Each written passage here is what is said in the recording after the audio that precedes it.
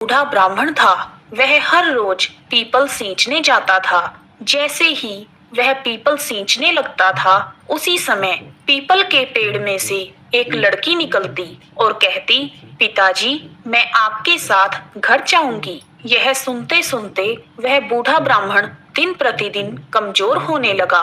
उसकी ऐसी हालत देखकर एक दिन उसकी पत्नी ने पूछा, क्या बात है, आप इतने परेशान क्यों हैं? तब वह ब्राह्मण बोला कि हर रोज पीपल में से एक लड़की निकलती है और यह कहती है कि पिताजी, मैं आपके साथ घर जाऊंगी। तब बुढ़िया बोली, इसमें परेशानी की क्या बात है, कल ले आना उसे।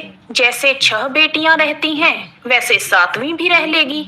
अगले दिन बूढ़ा ब्राह्मण उस लड़की को घर ले आया। लड़की को घर लाने के बाद वह ब्राह्मण आटा मांगने गया तो उसे पहले दिनों की बजाय आज ज्यादा आटा मिला।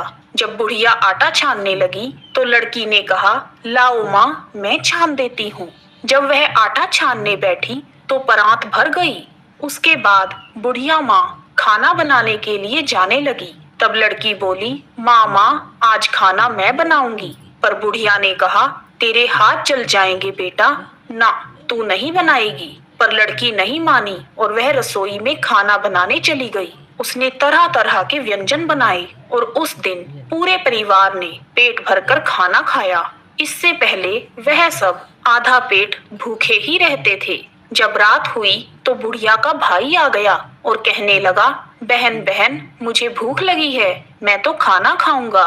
तब बुढ़िया परेशान हो गई कि अब खाना कहाँ से आएगा। तब लड़की ने पूछा, माँ, क्या बात है? तब बुढ़िया माँ बोली, तेरा मामा आया है और कह रहा है कि मुझे भूख लगी है, मुझे रोटी खानी है। लेकिन हम सब ने तो रोटी खा ली है, अब उसके लिए मैं रोटियां कहाँ से लाऊंगी?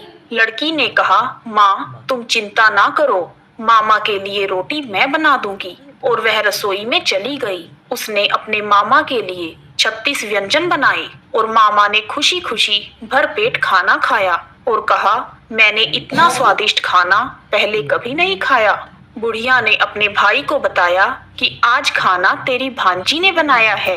शाम हुई तो लड़की बोली, माँ, चौका लगाकर चौके का दिया जला देना, आज मैं कोठरी में सोऊंगी। बुढ़िया ने चिंता जताते हुए कहा, ना बेटी, तू डर जाएगी। लेकिन वह बोली, मैं नहीं डरूंगी, मैं कोठरी में ही सोऊंगी। और वह लड़की कोठरी में जाकर सो गई। आधी रात को जब वह लड़की उठी और उसने चारों तरफ नजर घुमाई तो धन ही धन हो गया। वह कोठरी धन से भर गई।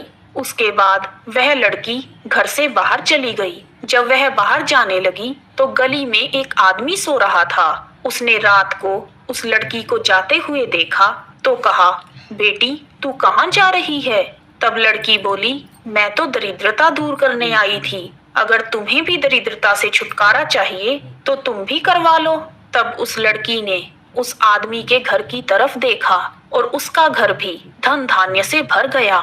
सुबह होते ही जब बुढ़िया उठी तो वह कोठरी में लड़की को देखने गई, पर उसे लड़की नहीं मिली। वह चिंतित हो गई और वह उसे ढूंढने लगी। तब गली में बैठे हुए उस आदमी ने बताया कि वह लड़की कोई और नहीं, साक्षात लक्ष्मी माता थी, जो तुम्हारे साथ साथ मेरी दरिद्रता भी दूर कर गई। हे लक्ष्मी माता, जैसे आपने उस बूढ़े ब्राह्मण तथा उस गली वाले आदमी पर कृपा की, वैसे ही हम सब पर भी अपनी कृपा बनाए रखना और धन धान्य सुख समृद्धि प्रदान करना।